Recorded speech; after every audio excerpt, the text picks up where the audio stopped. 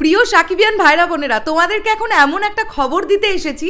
তোমরা জানো কি এটা বাংলাদেশের বুকে ঘটেছে? এটা একটা অদ্ভুত বিষয় যে একটা সিনেমা আসতে এখনো প্রায় 1.5 মাস থেকে 2 মাস বাকি।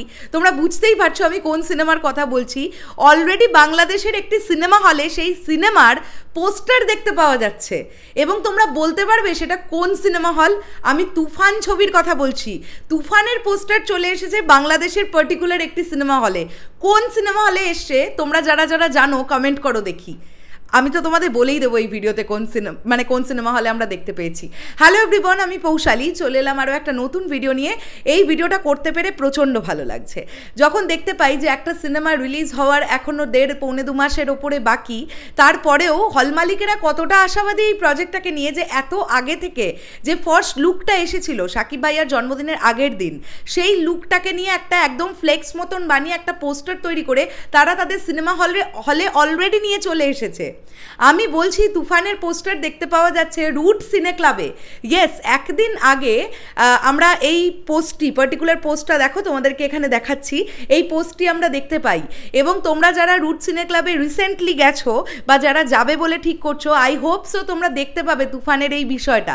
হয়তো রুট সিনে ক্লাবে রাখা আছে বা যদি নাও রাখা থাকে তো খুব শীঘ্রই সেটাকে আবার একদম শো করানো হবে। তুফান প্রজেক্টটাকে নিয়ে দর্শক যেমন আশাবাদী, হল মালিকেরাও ততটা আশাবাদী। কেননা আমরা ঈদের সময় যেটা ন্যাচারালি মাস অডিয়েন্স যেটা চায় সেটা হচ্ছে ধুমধারাক্কা অ্যাকশন ফিল্ম, মানে একদম মেন স্ট্রিম মাসালা ছবি। দেখো, আমরা কমার্শিয়াল ছবি সেই ছবিগুলোকেই বলবো যে ছবিগুলো ব্যবসা সফল।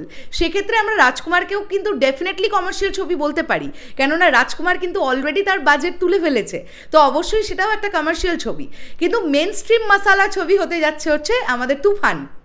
তো এই ছবিটাকে নিয়ে দর্শক মহলও আশাবাদী, হল মালিকেরাও আশাবাদী। আর হল মালিকেরা এতটাই আশাবাদী যে এত আগে থেকে তারা অলরেডি অ্যাড করা শুরু করে দিয়েছে। রুট সিনে ক্লাব তুফান নিয়ে অ্যাড করা শুরু করে দিয়েছে। কাজেই আমরা বুঝতেই পারছি ঠিক রাজকুমারের সময় আমরা দেখতে পেলাম যেমন বাংলাদেশের সর্বপ্রথম অ্যাডভান্স বুকিং শুরু হয়েছিল রুট সিনে ক্লাবের তরফ থেকে। আমি আশা রাখবো তুফানের সময়তেও এমনটাই শুরু হবে। তো এটা দেখে প্রচণ্ড ভালো লাগলো এবং এটার সঙ্গে সঙ্গে তোমাদেরকে আরও একটা বিষয় জানিয়ে দিই। নিশ্চয়ই এই বিষয়টা তোমাদের অনেকেরই চোখে পড়েছে। আমাকে অনেকজন সাকিবিয়ান ভাইরা এই বিষয়টা নিয়ে মেসেজ করেছো। কুনাল ভান্ডারী বলে একজন অভিনেতা, তিনি কিন্তু তুফানে কাজ করছেন এবং হতে পারে তাকে আমরা একজন মানে ভিলেনের চরিত্রেই দেখতে পাবো। দেখো, মেন ভিলেনের সঙ্গে সাব ভিলেন্সও তো থাকেন, মানে যারা ভিলেনের সাঙ্গপাঙ্গ হিসেবে থাকেন, যারাও হয়তো ইম্পর্টেন্ট ক্যারেক্টার প্লে করেন।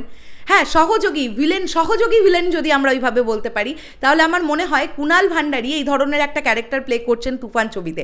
আমরা ভ্যানিটি ভ্যান থেকে তাকে একটি ছবি দিতে দেখেছি এবং ছবিটি একদিন আগে এসেছে, ঠিক আছে?